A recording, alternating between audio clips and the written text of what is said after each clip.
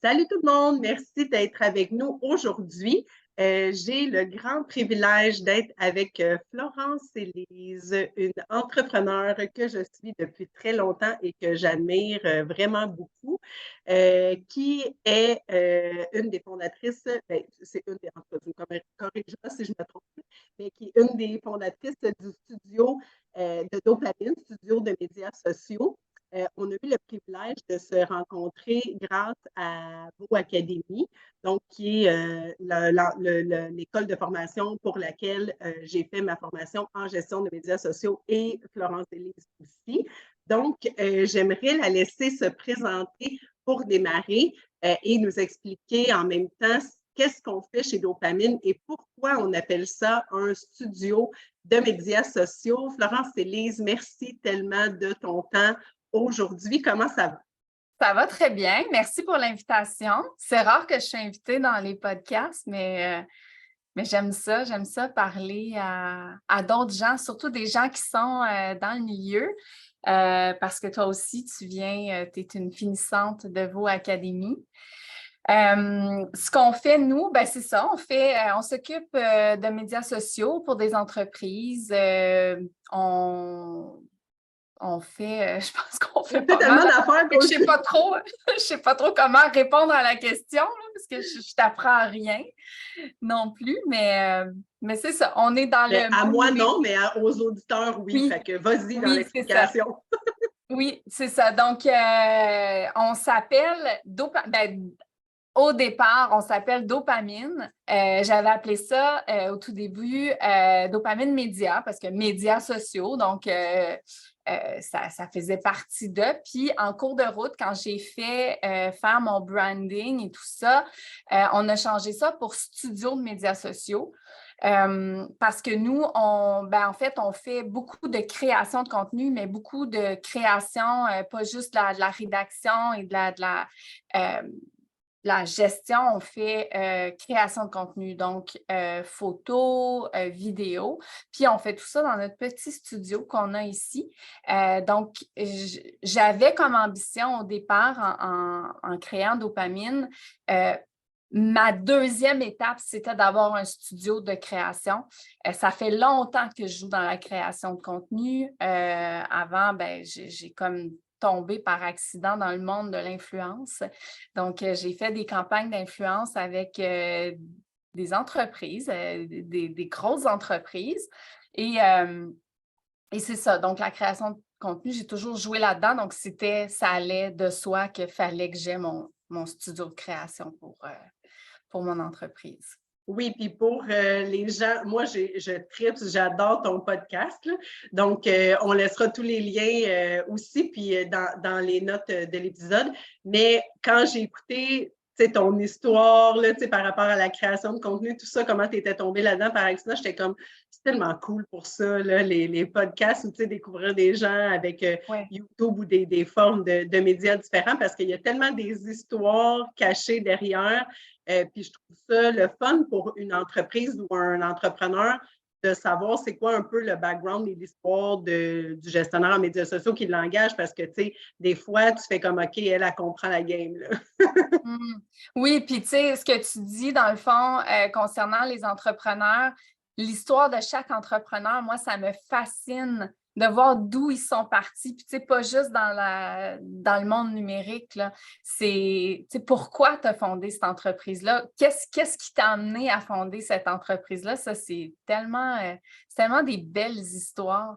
Oui, puis souvent, on dirait que les gens ils oublient de l'exploiter dans les médias sociaux. Puis, tu sais, c'est tellement intéressant pour le sentiment d'appartenance des gens envers l'entreprise, puis de l'humain derrière, puis de comment ça prend tout qu'un caractère et une volonté pour être entrepreneur aussi. Fait qu'en tout cas, je vais vous laisser toutes les notes pour aller suivre le podcast de Florence Élise. C'est super intéressant. Puis, là, dans le fond, j'avais communiqué avec toi parce que j'aime ça qu'on parle de plein d'affaires super différentes, mais toujours en lien avec les médias sociaux. Puis, j'ai vu, je pense, le 5 août dernier, tu avais publié quelque chose pour rappeler aux gens que c'est super intéressant d'utiliser les médias sociaux comme moteur de recherche, puis on oublie que ça sert à ça maintenant beaucoup aussi. Et plusieurs études de la génération Z le démontre d'ailleurs. Fait que je trouvais ça intéressant d'en parler avec toi aujourd'hui puis de soulever ce point-là parce que je pense que plusieurs clients, entreprises, entrepreneurs, influenceurs n'y réfléchissent pas assez ou exploitent pas assez ce côté-là. Fait que si tu veux nous expliquer un petit peu plus, dans le fond, qu'est-ce que tu voulais dire? Parce que tu sais, avec une publication, on est un peu, on est un peu limité, là. Fait que mettons qu'on ajoute de la viande autour de l'os, là. Oui, ben en fait, c'est qu'on s'est rendu compte que les jeunes ne cherchent plus sur Google, ne cherchent plus sur les moteurs de recherche que nous, on était habitués. Donc, je pense que c'est génération, les Gen Z. Ben, eux, ils vont aller chercher sur les médias sociaux. Donc, c'est comme une tendance qu'eux ont commencé, puis ça prend de l'expansion de plus en plus. Puis ça, c'est une chose que je dirais là, depuis les 6 derniers mois, c'est tellement un truc que j'ai répété souvent à mes clients ou à des gens qui m'approchaient pour en savoir plus sur mes services et tout ça, puis que dans le fil de la discussion, j'amenais tout le temps cet élément-là qui est de s'assurer qu'il y ait quand même des choses qui sont cohérentes et pertinentes sur leur plateforme parce qu'il y a beaucoup de gens qui ne s'occupent pas de leurs médias sociaux. Et c'est là, ils se sont dit, j'ai créé une page, je publie une fois de temps en temps, mais je ne sais pas trop et tout ça. Et je leur dis qu'il faut vraiment faire attention, surtout depuis la pandémie, parce que si les gens n'ont pas publié depuis 2021, parce qu'ils ont fait une publication en 2021, mais depuis ce temps-là, ils n'ont pas publié ou qu'ils ne sont vraiment pas assidus. L'important, c'est d'avoir quand même une certaine constance, même si tu ne mets pas du contenu 2 fois par semaine ou 3 fois par semaine, au moins de faire un signe de vie sur les plateformes, parce que maintenant, les gens ne vont plus sur le site web ou sur Google, ils tombent directement sur les pages Facebook. Et avec la pandémie, on a vu des entreprises qui sont tombées au combat, qu'eux, ben, ils n'ont pas survécu à tout le choc financier que ça a causé pour leur entreprise ou leur domaine. Donc, si on n'a pas publié depuis 2021, ça se peut que la personne qui tombe sur ta page, même si ta business, ça va bien, se dise « Ah, OK, elle n'est plus en affaires, ça n'existe plus, c'est une page orpheline. » Donc, il faut vraiment faire attention à ce niveau-là. Puis aussi, que ce soit cohérent, dans le sens que maintenant, le SEO est rendu sur les médias sociaux. Donc, les mots-clés qu'on va mettre dans nos publications et tout ça, c'est ce qui va nous permettre de sortir sur d'autres moteurs pour sortir quand il va y avoir des recherches qui vont être faites. Donc, pour moi, c'est super important. Puis ça, je le répète souvent à mes clients que faut que ça soit cohérent, il faut que ça soit pertinent, il faut que ça soit dans ton axe de communication, dans tes piliers de contenu, parce que quand les gens vont faire des recherches, non seulement pour te trouver, mais aussi dans les activités, dans ce que tu fais comme travail ou ce que tu offres comme produit et service, bien, ça risque de sortir aussi. Donc, je trouve ça important. On dirait moi qui parle à mes clients. Oui, ben, c'est ça. Quand tu parles à d'autres, tu es comme OK, je ne suis pas la seule à répéter ce discours-là parce que, tu sais, même, je veux dire, même il n'y a pas longtemps, on dirait que c'est vraiment un fait inintéressant de ma vie privée, là, mais l'eau est dure où j'habite, là, à Varennes, sur la Rive-Sud, puis la douche est super difficile à nettoyer. Puis là, j'étais comme, mais tu sais, je ne suis pas allée écrire sur Google comment nettoyer ma douche, je suis allée écrire sur TikTok. Oui. Astuces pour nettoyer ma douche. Puis, tu sais, comme en 5 minutes, j'avais 26 millions d'astuces, dont une qui marche du feu de Dieu. Fait que, tu sais, c'est comme je me suis dit, puis moi, j'ai 43, là. Fait que, tu sais, imagine, si moi, j'ai ce réflexe-là, imagine mes ados. Oui, exactement. Ils vont chercher rien sur Google, là, tu sais. Fait que là, après, il faut leur apprendre à filtrer de la bonne et de la mauvaise information, là. Ça, c'est un autre combat. Mais pour les clients aussi, c'est vraiment ça aussi, c'est que le SEO est rendu là, est rendu sur toutes les plateformes. Puis là, c'est difficile. Après, c'est là la pertinence aussi de faire appel à un gestionnaire en médias sociaux. C'est que là, je comprends que vu de l'extérieur, tu es comme OK, mais là, je comprends, il faut que j'existe sur ces plateformes-là. Mais là, moi, je ne peux pas être partout. Ou ma cousine me dit qu'il faut que je sois sur Facebook, Instagram, TikTok, Pinterest, mais comme là, il te demande ça, mais comme il se rend compte que ça va coûter 5 000 par mois faire ça, ou beaucoup, beaucoup de création de contenu qui n'est pas, mettons, habitué de faire. Fait que c'est là que le gestionnaire en médias sociaux va être capable de comme gérer un budget, aider à placer les pions le plus intelligemment possible, maximiser ça, au pire, partager le même contenu sur plusieurs plateformes et tout. Est-ce que tu as eu de belles histoires à succès auprès de tes clients en utilisant cette stratégie-là? Ben, en fait, j'ai une cliente, c'est une compagnie de cosmétiques. Eux, ils ont énormément de UGC parce que les gens qui vont utiliser leurs produits vont le repartager. Et c'est une entreprise qui n'est pas encore sur TikTok.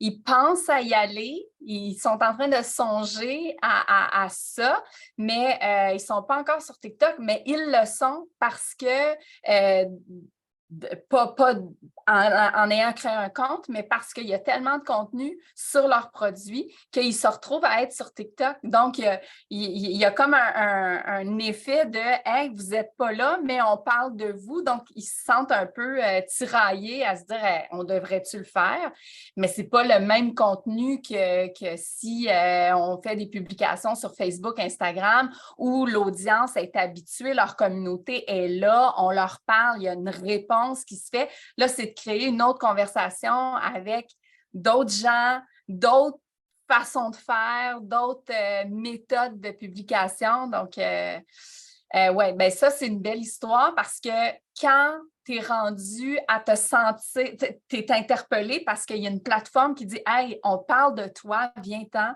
Ça, c'est une belle histoire, je trouve. Mais quand tu as tellement de UGC que tu es obligé d'y aller. Oui, exactement. Là, pour les gens qui nous écoutent et se disent c'est quoi du UGC? Parce que nous, on dit ça comme si tout le monde le sait, mais dans le fond, c'est le User Generated Content. Donc, c'est le contenu que, comme moi, je dirais, j'aime vraiment cette bière-là ou des choses comme ça. Puis que là, moi, je fais comme la promotion de l'entreprise, mais sur mes propres médias sans nécessairement être rémunéré pour le faire. Puis l'autre, c'est vraiment intéressant que tu soulèves ce point-là parce que j'en discutais moi aussi avec des clients cette année. Puis c'est parce que là, le danger de ne pas être là, puis de ne pas suivre ton hashtag ou qu'est-ce qui se passe, ben c'est qu'il y ait de la fausse information qui circule puis que tu ne sois pas capable d'y réagir ou de réajuster le tir. Fait que c'est pas facile à ce temps pour les entreprises parce que c'est comme ils peuvent être partout. Donc, ça aussi, c'est la pertinence d'avoir quelqu'un qui veille un peu, que ce soit quelqu'un de l'équipe ou un gestionnaire externe qui veille sur qu'est-ce qui se passe, où est-ce qu'on est présent, où est-ce qu'on parle de nous, est-ce qu'on doit rectifier le tir, tout ça. Puis, tu sais, on pourra bien dire ce qu'on voudra, mais l'ère TikTok, là, personne n'est vraiment capable d'y échapper. Puis moi, j'ai beaucoup de clients aussi qui sont très résistants par rapport à ça. Je pense que ça dépend un peu des groupes d'âge aussi, mais souvent, les entreprises qu'on va accompagner, ce n'est pas nécessairement des gens de 19-20 ans non plus. Ouais. Fait que là, pour eux, TikTok, c'est comme du monde qui danse, c'est une affaire de jeunes, c'est des affaires plus trash. C'est moins, eux sont habitués à un marketing plus liché, plus vraiment qualité, photographisme et tout. Tandis que là, TikTok, on est comme Monsieur, Madame, tout le monde devient un créateur de contenu, dans le fond. Comment tu réussis à dealer avec ça, toi, avec tes clients? C'est quoi un peu ton discours par rapport à la TikTokisation de tout ça? Bien, moi, j'y vais vraiment avec la personnalité du client parce que je ne l'amènerai pas sur une plateforme où il n'est vraiment pas à l'aise et où le contenu lui-même ne va pas lui parler. Si le client n'est pas sur TikTok, on va peut-être regarder d'autres options. Il y a d'autres options comme des Reels, à la limite, là, qui pourraient être un début, puis éventuellement, peut-être, ça peut les amener.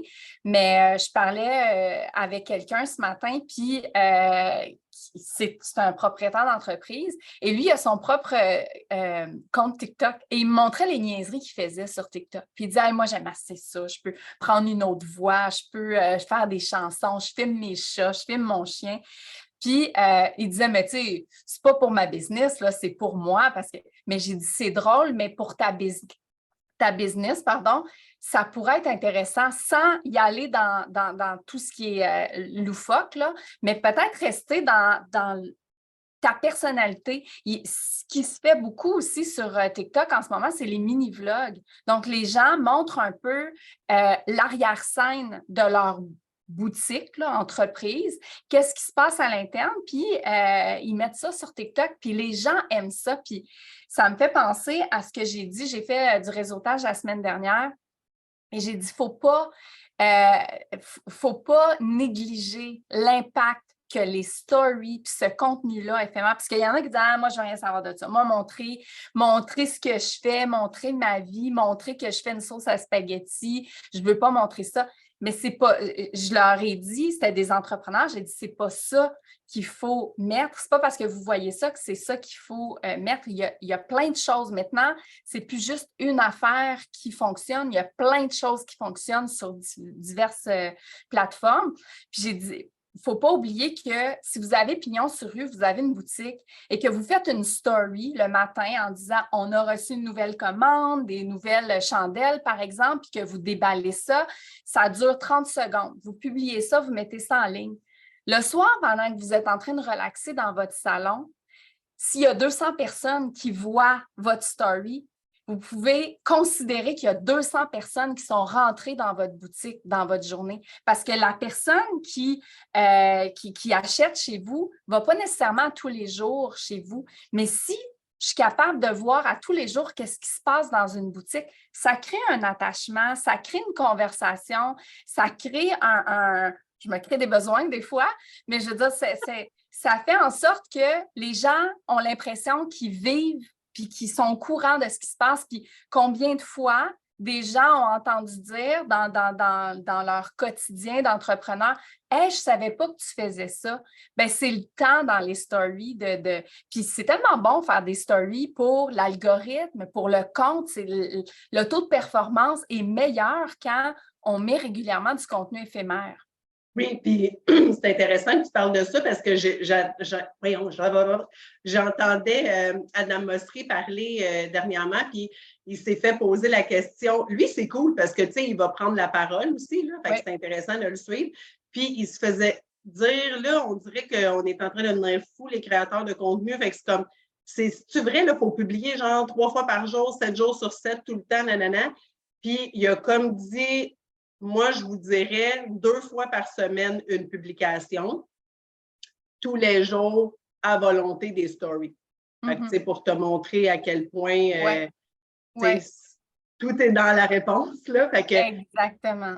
Oui, puis en plus, tu peux en profiter pour, comme ceux qui sont à laisser aller, ils vont disparaître après 24 heures. Puis ceux que tu trouves vraiment pertinentes, bien, tu les mets dans tes bulles, dans tes highlights pour les garder sur Instagram par après. Mais tu as raison, c'est comme aussi montrer, je sais pas moi, des fois c'est la fête d'un de tes employés, des fois tu en as un qui a une réussite, l'autre il a amené son chien au travail, nanana. C'est comme des petites affaires que je ne verrais pas habituellement, mais qui vont peut-être me donner, surtout avec le commerce local, qui vont peut-être me donner un sentiment d'appartenance, genre, ah oui, je ne savais pas, le propriétaire, mettons, il est végétalien ou un affaire comme ça, quand tu y vas, tu jases de ça avec lui, ou il tripe sur le café, fait que là, tu te mets à parler de café, puis là, l'échange est le fun. Fait que t'es comment sont le fun? Fait que le nom de l'entreprise te reste en tête. On peut regarder Marilou de 3 fois par jour qui des fois va dire des petites choses super cocasses avec ses enfants, tout ça. Mais c'est parce que le fait, comme je pense à une publication qu'elle a fait, je ne sais pas si tu l'avais vu passer, qu'elle disait que sa fille, elle y avait dit pourquoi tu ne fais pas comme papa et tu n'achètes pas la sauce rosée de Stefano Faïta à l'épicerie? À l'épicerie parce que c'est vraiment la meilleure. J'espère que quelqu'un va dire ça de ma sauce à moi aussi à un moment donné. Oui, de son poulet au beurre. Oh mon Dieu, j'étais tellement crampée parce que les enfants, c'est tellement ça. C'est tellement comme tout le temps meilleur l'autre personne qui le fait.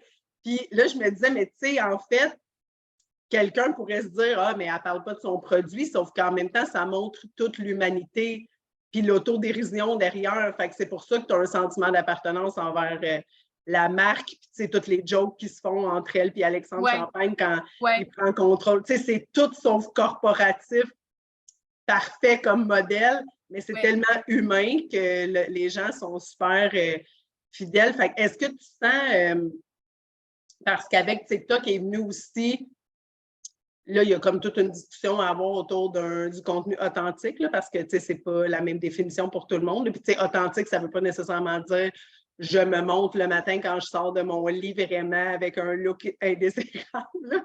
Mais c'est plus comme dans les valeurs et tout ça, mais avec TikTok est venu ça, le côté moins cliché, plus comme fait sur le vif, tout ça. Est-ce que tu as senti que tu as dû réajuster ta création de contenu par rapport à ça?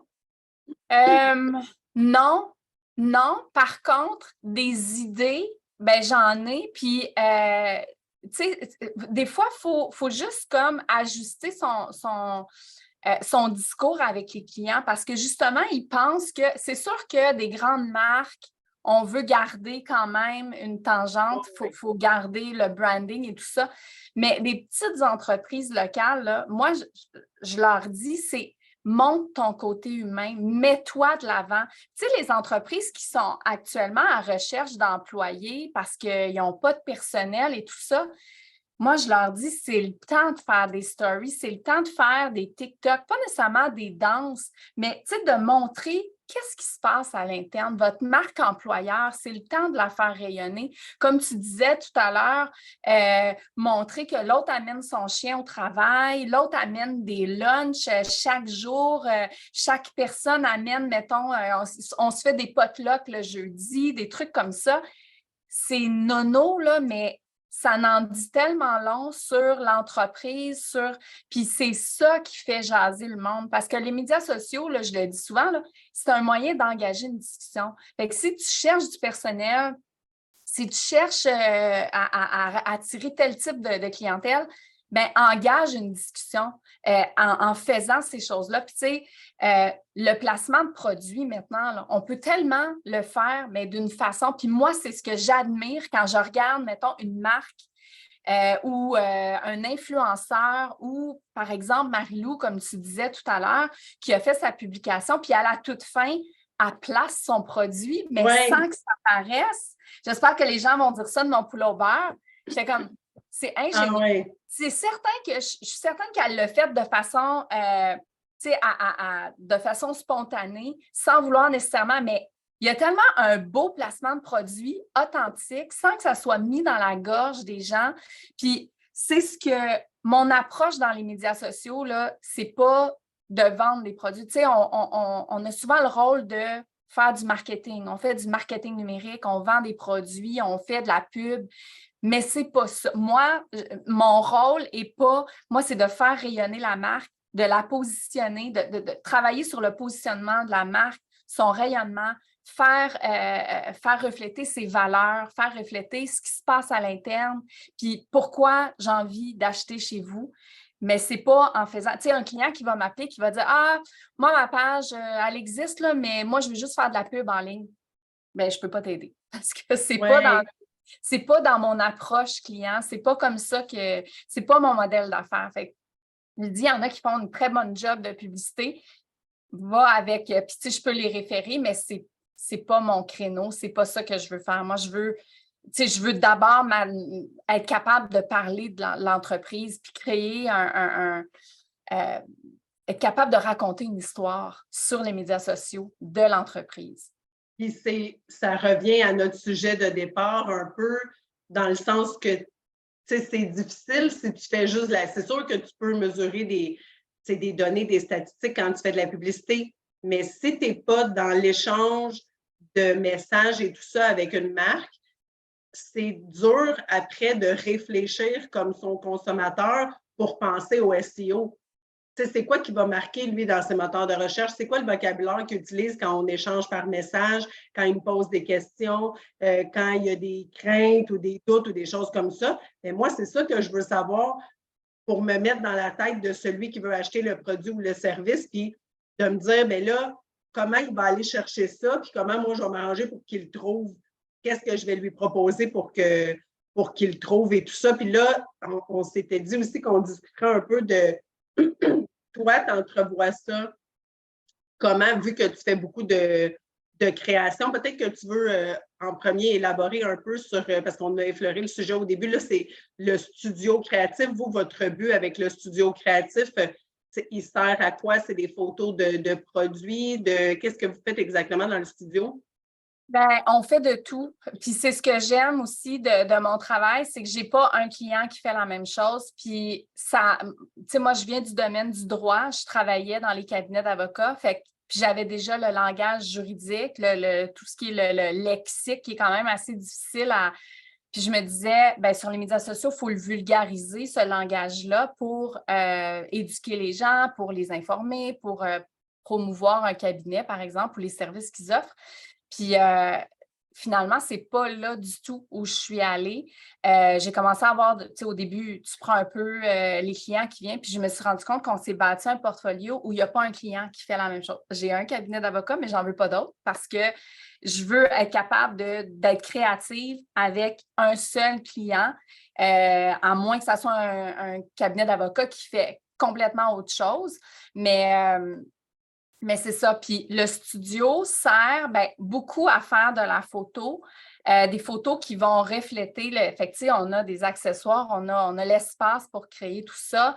Des fois, je fais des séances avec des clients, comme j'ai une styliste qui fait qui est de l'image, mais de la personne. Donc, puis elle, sa clientèle, c'est vraiment des femmes d'affaires haut placées avec des très bons postes. Donc, c'est ça qu'elle veut aller chercher. Donc, quand elle vient, elle amène sa garde-robe. Puis moi, c'est vraiment intéressant. Donc, on crée du contenu à l'image de ce qu'elle veut refléter puis ce qu'elle veut aller chercher comme. Fait que c'est un peu ça. Le studio sert à tout ça. C'est sûr que personnellement, je fais des deux. On va faire du contenu beaucoup chez les clients, puis on en fait en studio. Je dirais que la portion, c'est peut-être 25%. Bien, ça dépend des marques. Comme compagnie de cosmétiques, c'est sûr qu'on va faire surtout de la photo en studio. Mais c'est ça. C'est vraiment de créer des belles images parce que les images parle beaucoup. Puis nous, ce qu'on essaie de faire, c'est d'essayer de transmettre le plus d'informations possible dans une image. Puis des fois, on n'a pas besoin de mettre 12 000 accessoires. Juste le produit va donner amplement d'informations. Fait que c'est un peu ça, c'est d'être capable de créer des images qui sont alignées avec ce qu'on a à dire comme contenu sur ce qu'on a à communiquer, puis de créer des images de qualité parce que c'est important. Puis, tu sais, on est toujours à l'affût de Facebook, leur spectre au niveau des photos, Instagram et tout ça, c'est quoi le format, parce qu'on veut, la dernière chose qu'on veut, c'est mettre en ligne une photo pour un client, puis que c'est pixelisé, tout est, c'est pas beau. Oui, pas en bonne place. Exactement. Puis là, tu t'agrandis l'image, tu ne vois pas bien les ingrédients du produit ou quelque chose comme ça. Donc, pour nous, c'est super important. Fait qu'on met énormément d'efforts là-dessus. Oui, bien, c'est sûr qu'avec le produit, en plus, c'est pointilleux. Tout ce qui est au niveau des ingrédients et tout ça, il faut vraiment que ça soit une belle image. En plus, ça va avec la qualité de gamme de produits que tu représentes. Là, fait que ouais. c'est On tout à travaille fait. avec des gants pour être sûr qu'il n'y a pas de Ouais. poussière puis qu'il n'y a pas de traces de doigts parce que je me fais chicaner par celui qui fait le traitement des photos après. Tu n'as pas mis de doigts ou. Fait que, c'est ça. Puis je pense que celui qui fait les photos, tu le connais bien. Oui, je le connais bien. Il peut te chicaner assez live. Ouais. Qu'est-ce que tu prévois, toi, pour, mettons, la prochaine année, là, sans aller trop loin, comment tu envisages? Est-ce que tu penses que ça va rester assez stable au niveau de comment on traite les médias sociaux en ce moment? Est-ce que tu as des petites prévisions maison? Ben, tu sais, il y en a beaucoup qui disent que Facebook, c'est mort. Surtout avec tout ce qui est arrivé là, en ce moment avec la publicité, il y en a qui vont bouder Meta pour. Ben, tu sais, moi, ce que je dis, c'est ceux qui boudent, ben, ça donne l'opportunité des autres de se démarquer puis de faire de la pub s'ils veulent. Ça dépend de ta position par rapport à ça. Là, je ne veux pas créer un débat, mais tu sais, il y en a beaucoup qui disent que Facebook, je ne suis pas sûre, Facebook, ça marche encore, mais ça reste la plateforme au niveau de la publicité la plus performante. C'est elle qui nous permet vraiment de bien cibler. Puis moi, j'ai comme l'impression que Facebook, là, c'est pas mort, ça mourra jamais parce que Facebook, c'est une machine. Puis, tu sais, j'avais fait une prévision il y a 2 ans, puis je me dis, peut-être qu'on s'en va vers ça. J'ai comme l'impression qu'éventuellement, Facebook va permettre, un peu comme Wix le fait, de créer parce que, je ne sais pas si ben, sûrement que tu es au courant, mais dès qu'on met un lien qui est externe à Facebook, Facebook n'aime pas ça. Fait que j'ai comme l'impression que Facebook, dans sa stratégie, va faire en sorte de garder les gens là. Fait que moi, je ne serais pas surprise que d'ici quelques années, Facebook annonce la plateforme rattachée à Facebook, mais pour se créer des sites web ou des landing pages, puis avec des modèles pour garder les gens sur Facebook. Fait que ça ne m'étonnerait pas. C'est ça ma prédiction. C'est une belle prédiction. Personne ne m'a fait cette prédiction-là, mais je ne suis pas super dure à convaincre par rapport à ce que tu dis parce qu'il déploie beaucoup de petits tentacules externes à plein d'endroits, puis il teste plein de choses, puis tu as raison. Puis en plus, souvent, si tu travailles un peu dans les médias sociaux et que tu as l'habitude de copier-coller tes textes, tu te rends vite compte que Facebook, il transforme un peu ton lien. Oui, oui, exactement. Puis, tu sais, Facebook, là, ils ont les moyens. Ils ont les moyens de faire de la recherche. Tu sais, je veux dire, c'est la plateforme la plus solide, tant qu'à moi. Là. Tu sais, il y a beau avoir des TikTok et tout ça de ce monde, mais Facebook, c'est le vieux de la vieille. Tu sais, des fois, ils travaillent peut-être un peu comme les autres pour aller chercher, tu sais, mais ça reste que tu sais, ils ont des tentacules assez longues. Puis je pense que... puis ils ont fait des mauvaises choses, mais ils ont fait plein de bonnes choses aussi. Tu sais, moi, j'essaie de me débattre beaucoup là-dessus parce que là, il y a eu un petit mouvement dans la dernière année que les médias sociaux, c'était le démon, puis que là, c'était comment ça m'épuise mentalement, puis tout ça, puis comme ça fait juste nous stresser et tout. Mais j'essaie de faire beaucoup d'éducation aussi, moi, de mon côté, pour que, comme tu es capable de l'utiliser intelligemment, tu n'es pas obligé d'être, tu as le droit de faire des choix, puis moi, je suis là aussi pour des fois te dire, regarde, arrête de te casser la tête avec tout ça, tu n'as pas besoin d'être présent à toutes ces places-là, même si tout le monde dit qu'il faut le like. Puis si tu avais un budget comme McDo, tu pourrais être partout, mais là, tu n'es pas McDo, puis il faut faire des choix. Fait que on est capable de les utiliser dans la bienveillance. Il y a plein de belles histoires de levée de fonds, de causes, de juste connecter les gens d'une famille entre eux qui habitent loin. Il ne faut pas oublier non plus que, puis moi, je suis d'accord avec toi, Facebook, ça reste quand même une plateforme assez facile d'utilisation pour monsieur, madame, tout le monde. Les codes sont faciles à comprendre, des groupes privés, pour monsieur, madame, tout le monde, c'est quand même un peu plus facile à comprendre que des fois de créer des groupes de discussion sur Discord ou des choses comme ça. C'est plus chaotique pour ces gens-là. Fait que ça, je retiens ta prévision. Si jamais on voit ça passer, je vais te dire « Oh, c'est sûr que je te tague. » Non, c'est les l'avait dit. Puis en terminant, je sais que ton temps est précieux aussi. Qu'est-ce qui s'en vient pour Dopamine? Est-ce qu'il y a des petites choses spéciales qui s'en viennent dans la prochaine année? Vous maintenez le cap? Ben, on veut continuer à diversifier notre clientèle. C'est déjà là de fider nos clients sur bon, ben écoute, on va faire ça, je t'amène. Tu sais, des fois, parce qu'eux sont habitués à une chose, OK, on fait ça sur une année. Nous, on crée toujours du contenu en amont. Donc, on travaille par trimestre. Puis là, ben, on a tout fini notre contenu jusqu'au mois de décembre, fin décembre, tout est réglé pour Noël et tout. Donc là, on est en train de les habituer à, là, pense à ton printemps. On t'en parle pas tout de suite parce qu'on n'a pas encore la première neige ou quoi que ce soit, mais d'ici la fin du mois d'octobre, on va commencer à te harceler avec ton contenu du printemps. Fait que c'est ça, c'est de maintenir ça, cette cadence-là. De diversifier aussi notre portfolio pour continuer à garder une belle diversité au niveau de nos clients, puis grossir l'équipe, puis continuer. Là, on veut continuer à grossir. Là. On n'est pas fermé à l'innovation et tout ça. C'est des belles nouvelles et je vais mettre tous les liens en note de cet épisode parce que je sens déjà des petites voix qui vont me dire à l'oreille si jamais à l'autre je veux appliquer.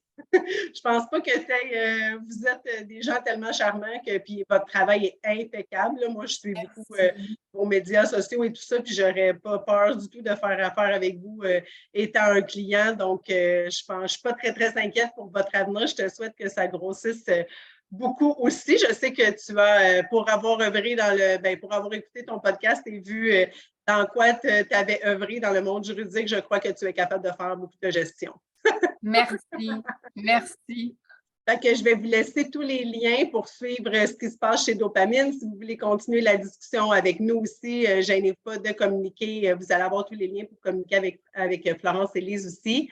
Merci beaucoup pour ton temps aujourd'hui. C'est super apprécié, une belle discussion. Je savais qu'on soulèverait des points vraiment intéressants. Fait que, on se dit à bientôt. Quand ta prévision va arriver, je te réinvite. Merci à toi. Merci pour l'invitation.